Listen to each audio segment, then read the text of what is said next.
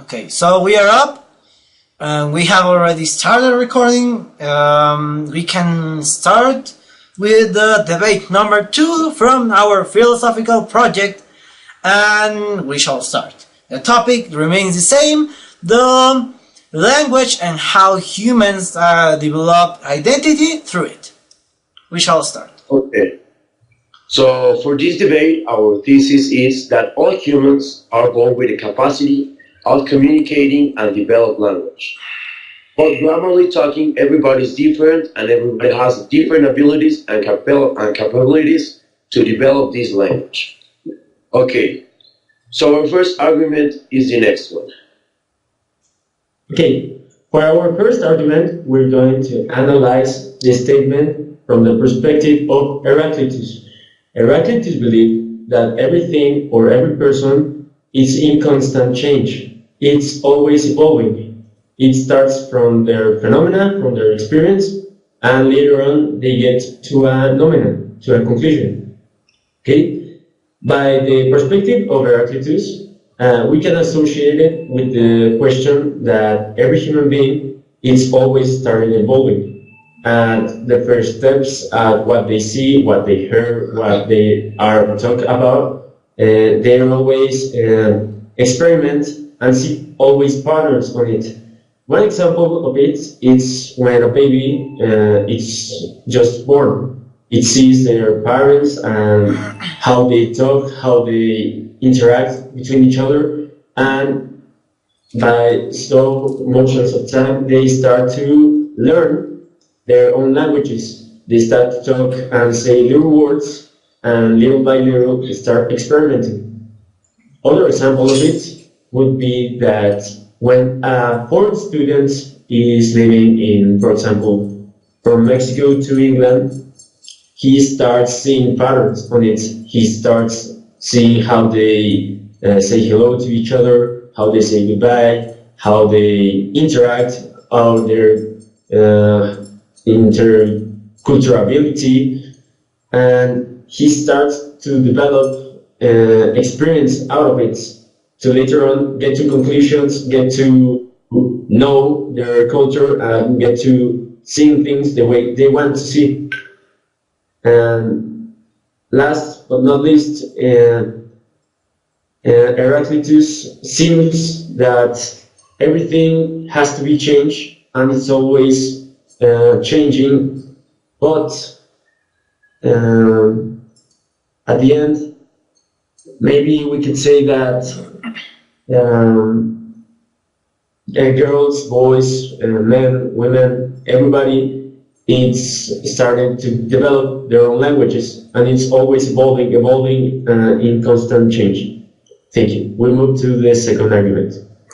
Well, we have already stated in our previous debate, we know or we believe that languages by itself are learned through observation and encouragement. We stated in the previous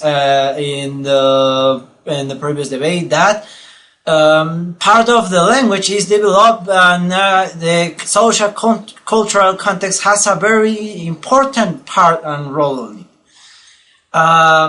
We already know that people are not born speaking a language, but they learn it through observation and encouragement. Some part of our knowledge is innate, while other parts are learned through exposure, and most of all by giving semantics. It means the denotation or the meaning to the things that are around us.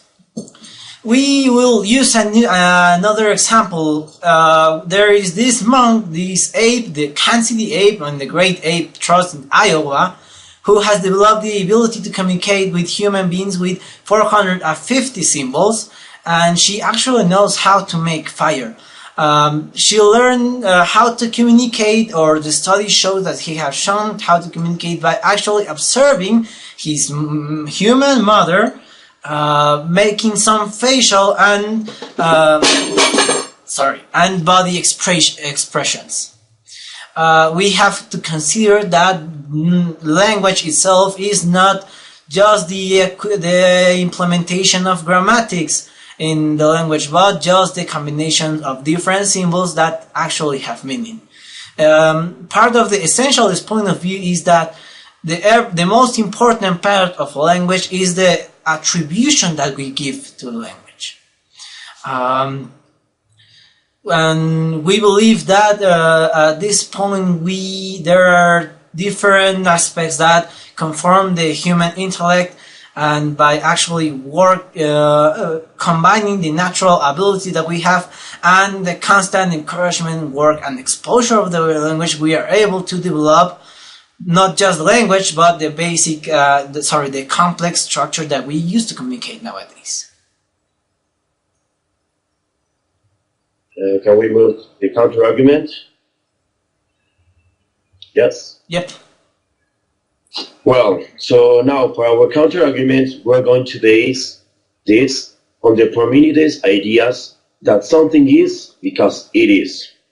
So in this case, language is because it is. It's not acquired, it's not developed, language is because it is.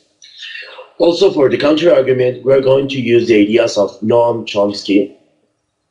He explained that all the language in the world sound diverse. They have wide similarities between each other. Every language has similarities between each other. All human languages contain nouns, verbs, and adjectives, which, for example, babies can hear and adopt as mother language. So in conclusion, we don't actually create any language, because all comes from the same origin. The only thing that we learn is to attach meaning to different symbols in different contexts. You want to add something, Javier? Yes, I actually do. For example, when we were analyzing the movie of Ex Machina, we realized that Ava doesn't actually develop any type of language. This contradicts the two previous ideas that language is modified and evolves through time, and that we are improving it through exposure and discovering new meanings or improving ourselves through the course of time. Ava does not acquire the language, but she is born with it. She is born with it. She is a contradiction to basic human interactions, because she has all the notions of language, but she does not have an identity. Which, according to our previous philosophers, we can assume that identity is formed by language at some point of view, that it actually defines cultures and societies.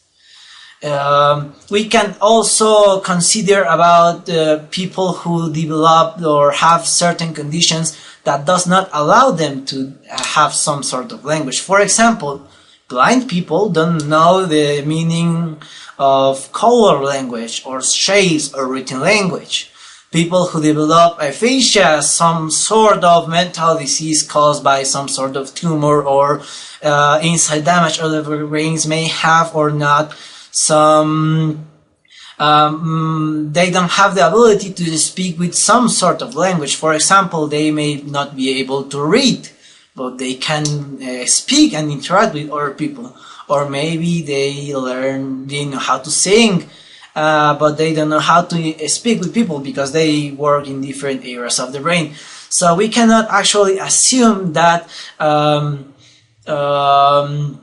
the language is also a natural ability of the human nature, because some sort of situation can present, as an example with Ava, or with people who develop these kind of conditions, which cannot have a normal or regular process of learning language through since the beginning of birth. Yeah, so for our conclusion, we can get that our posture is that we can develop language through time, and our identity is defined that. So we interpret how the people maybe describe us, maybe through our gestures or through the way we speak, but eventually we'll get to a common agreement that saying hello, saying goodbye, or natural, interactions with others are commonly international, and knowable for each other, right? So what you're trying to say is that the actual language is learned through meaning and through interaction of other people, with different people. So what's most important is not how you learn it, but the meaning that you give to the language, right? Right. Perfect. So thank you. That will be everything, and thank you for your time. I don't know if anyone wants to add something else. Maybe you, Javier?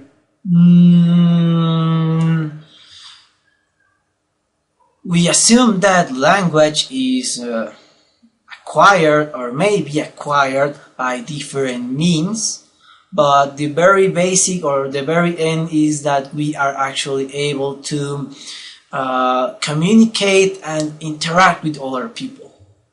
And the experiences that we obtain through them is the things that define how can we understand the things around us. And therefore language is a very important part to find identity and to develop the self-consciousness or the value that each individual has. And I think that's all. I think that's all. We appreciate your time, and we hope, that you enjoy these little discussions between my classmates Diego, Carlos, and me, your server Javier, and have a good day. Bye. Bye.